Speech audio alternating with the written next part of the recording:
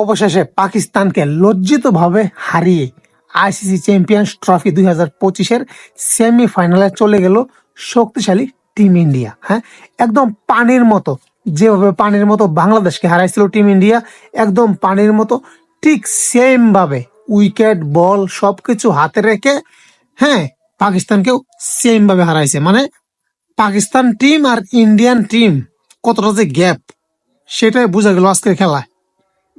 মানে ইন্ডিয়ার কাছে কে পাকিস্তান কে বাংলাদেশ এসব কিছু কোনো কিছু দেখার টাইমই নাই। যেটা মানে বাংলাদেশকে যেভাবে হারাইছিল পাকিস্তানকে আজকে ঠিক সেম ভাবে হারাইছে।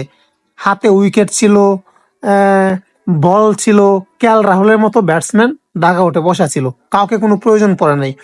তো ইন্ডিয়ার কাছে বাংলাদেশ নাকি পাকিস্তান এসব কোনো কিছু ম্যাটার করে না। যা দেখলাম আমি আজকে, ভাই রে ভাই, কি দুর্দান্ত ব্যাটিং বিরাট কোহলির, কি দুর্দান্ত ব্যাটিং, কি দুর্দান্ত, অসাধারণ। টিমও জিতছে, বিরাট কোহলি সেঞ্চুরি করছে। মানে সবকিছু মিলিয়ে একটা জাকানাকা অবস্থা। যে একটা জায়গায় আফসোস যে বাংলাদেশ পাকিস্তান তারা অত ক্রিকেটটা খেলবে নাকি, নাকি তারা শুধু জন্ম নিবন্ধন করতে আসছে, ভোটার আইডি কার্ড করতে আসছে, আমি কিছু বুঝলাম না। হ্যাঁ, তারা কি শুধু আইসিসির আওতাবদ্ধই থাকবে? তারা কি কোনো ম্যাচ জিতবে না, ট্রফি জিতবে না? এই যে বাংলাদেশ কত বছর ধরে ক্রিকেট খেলতেছে, একটা ট্রফি নাই।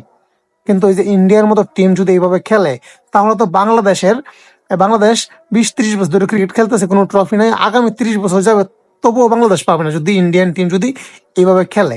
ভারতীয় ক্রিকেটারদের কাছে কিসের রেজওয়ান, কিসের বাবর আজম, কিসের শাহিন শাহ আফ্রিদি, মানে কারো কোনো টাইম নাই, যা দেখলাম। তো অলরেডি ভারতীয় ক্রিকেট টিম চ্যাম্পিয়ন্স ট্রফির সেমিফাইনালে চলে গেছে। প্রতিটা টিমের কিন্তু 3টা করে ম্যাচ গ্রুপ পর্বে, প্রথম রাউন্ডে 3টা করে ম্যাচ, 3টা থেকে 2টা জিতলে কিন্তু সেমিফাইনাল কনফার্ম। তো বাংলাদেশ, শক্তিশালী বাংলাদেশকে এবং পাকিস্তানকে হারানোর মাধ্যমে কিন্তু তারা অলরেডি 2টা ম্যাচ জিতে ফেলছে টিম ইন্ডিয়া।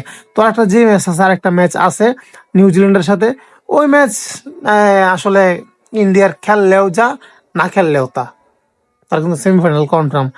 তো আমি চাই, ব্যক্তিগতভাবে আমি চাই একজন ক্রিকেট ফ্যান হিসেবে ইন্ডিয়া উঠুক, এবং এই গ্রুপ থেকে ইন্ডিয়া উঠুক এবং বাংলাদেশ উঠুক।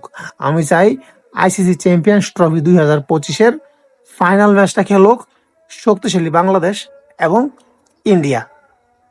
চ্যাম্পিয়ন্স ট্রফি যেই নিবে না নিবে নিক, আমার এটা কোনো প্রবলেম নেই। বাংলাদেশ নিলে বাংলাদেশ নিক, ইন্ডিয়া নিলে ইন্ডিয়া নিক, যারা ভালো খেলবে তারাই নিবে। কিন্তু আমি ফাইনাল ম্যাচটা দেখার জন্য মুখিয়ে আছি যেন বাংলাদেশ এবং ইন্ডিয়া যেন হয়।